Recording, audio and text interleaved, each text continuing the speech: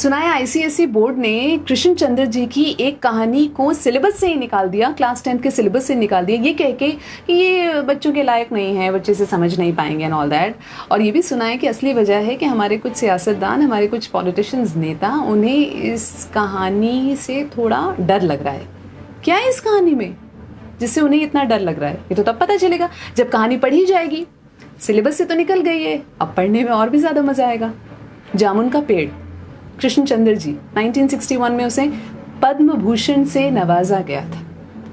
कहानी कुछ ऐसी है। रात को बड़ी जोर का अंधड़ चला। सेक्रेटेरिएट के लॉन में जामुन का एक पेड़ गिर पड़ा। सुबह जब माली ने देखा तो उसे मालूम हुआ कि पेड़ के नीचे एक आदमी दबा पड़ा है। माली दौड़ा दौड़ा चपरासी के पास गया, चपरासी दौड़ा दौड़ा क्लर्क के पास गया, क्लर्क दौड़ा दौड़ा सुपरिटेंडेंट के पास गया, सुपरिटेंडेंट दौड़ा दौड़ा बाहर लॉन में आया।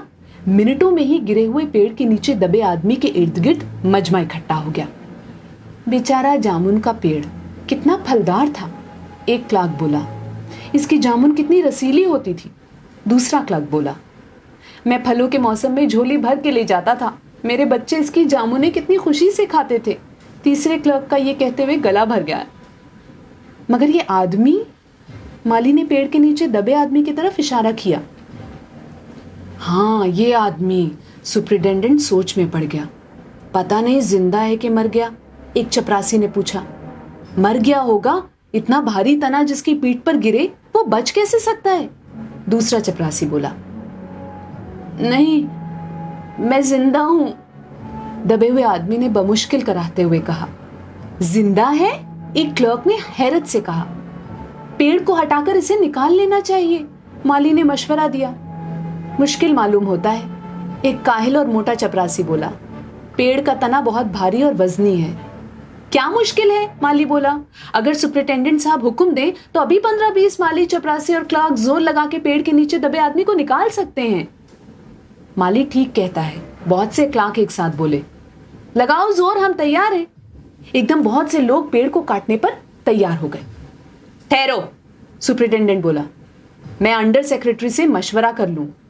सुपरिटेंडेंट अंडर सेक्रेटरी के पास गया, अंडर सेक्रेटरी डेप्यूटी सेक्रेटरी के पास गया, डेप्यूटी सेक्रेटरी जॉइंट सेक्रेटरी के पास गया, जॉइंट सेक्रेटरी चीफ सेक्रेटरी के पास गया, चीफ सेक्रेटरी ने जॉइंट सेक्रेटरी से कुछ कहा, जॉइंट सेक्रेटरी ने डेप्यूटी सेक्रेटरी से कुछ कहा, डेप्यूटी सेक्रेटरी ने अंडर सेक्रेटरी से कुछ कहा। फाइल चलती रही। इसी में आधा दिन गुजर गया। दोपहर को खाने पर दबे हुए आदमी के इर्द गिर्द बहुत भीड़ हो गई थी। लोग तरह तरह की बातें कर रहे थे। कुछ मनचले क्लर्कों ने मामले को अपने हाथ में लेना चाहा। वो हुकूमत के फैसले का इंतजार किए बगैर पेड़ को खुद से हटाने की तैयारी कर रहे थे कि इतने में सुपरिटेंडेंट फाइल लिए भागा भागा आया। बोला, हम लोग खुद से इस पेड़ को यहाँ से नहीं हटा सकते, हम लोग वाणिज्य विभाग के कर्मचारी हैं और ये पेड़ का मामला है, पेड़ कृषि विभाग के तहत आता है, इसलिए मैं इस फाइल को अर्जेंट मार्क करके कृषि विभाग को भेज रहा हूँ, वहां से जवाब आते ही इसको हटवा दिया जाएगा।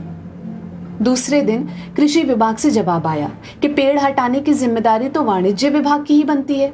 ये जवाब पढ़कर वाणिज्य विभाग को गुस्सा आ गया। उन्होंने फौरन लिखा कि पेड़ों को हटवाने या ना हटवाने की जिम्मेदारी कृषि विभाग की है, वाणिज्य विभाग का इस मामले से कोई ताल्लुक नहीं है।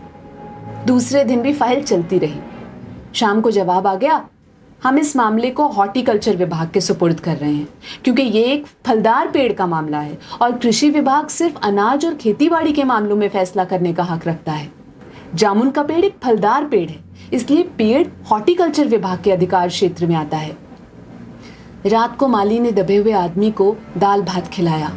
हालांकि लॉन के चारों तरफ पुलिस का पहरा था कि कहीं लोग कानून को अपने हाथ में लेकर पेड़ को खुद से हटवाने की कोशिश ना करें, मगर एक पुलिस कांस्टेबल को रहम आ गया और उसने माली को दबे हुए आदमी को खाना खिलाने की इजाजत दे दी। माली ने दबे हुए आदमी से कहा, तुम्हारी फाइल चल रही है, उम्मीद है कि कल तक फैसला हो जाएगा।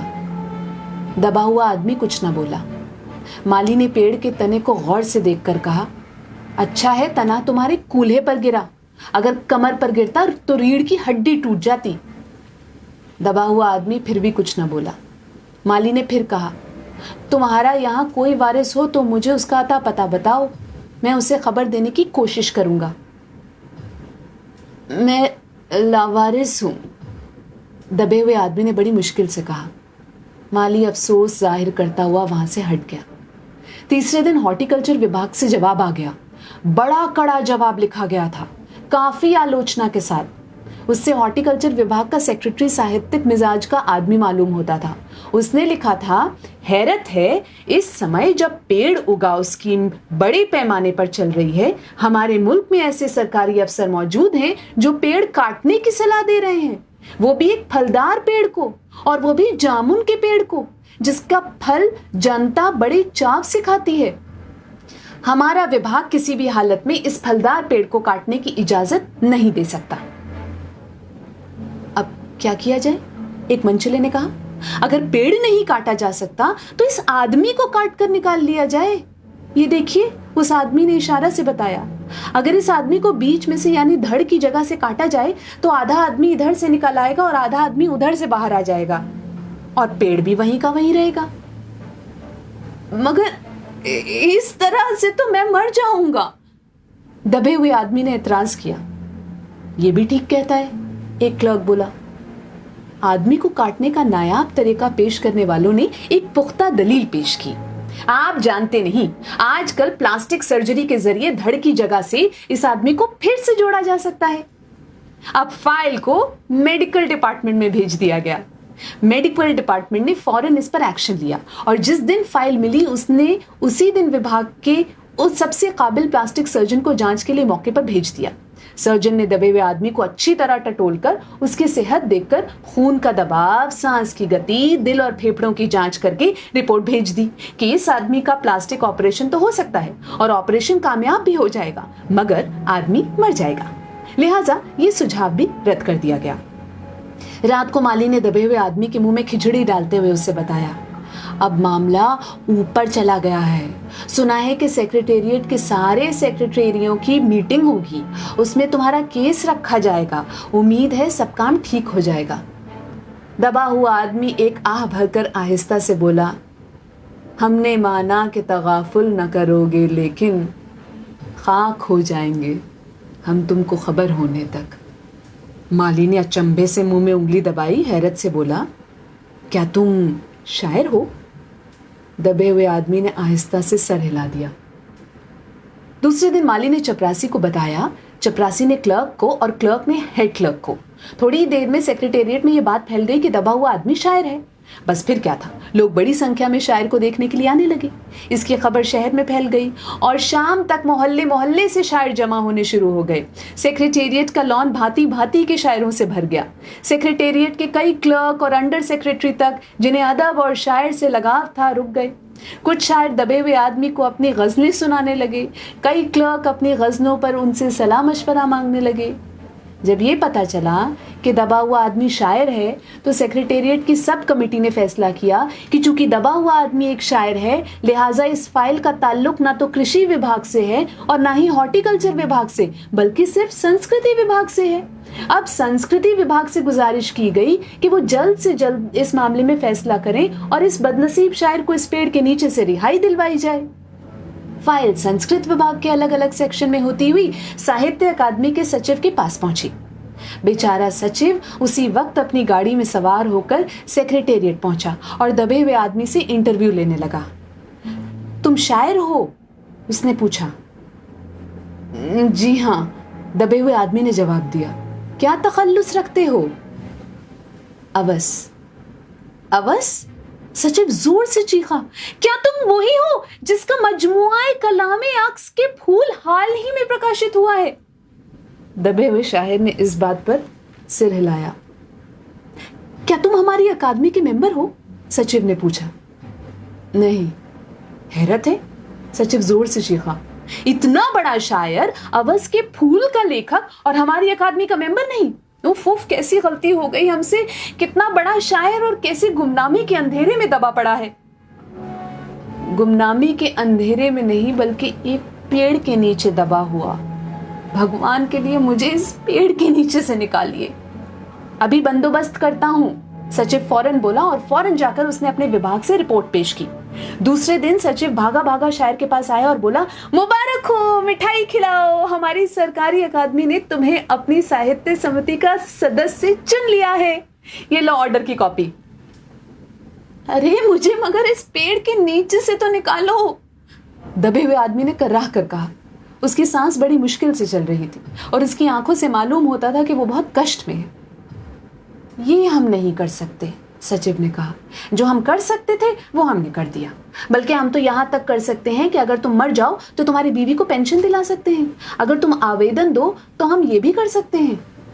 मैं अभी जिंदा हूं, शायर रुक रुक कर बोला।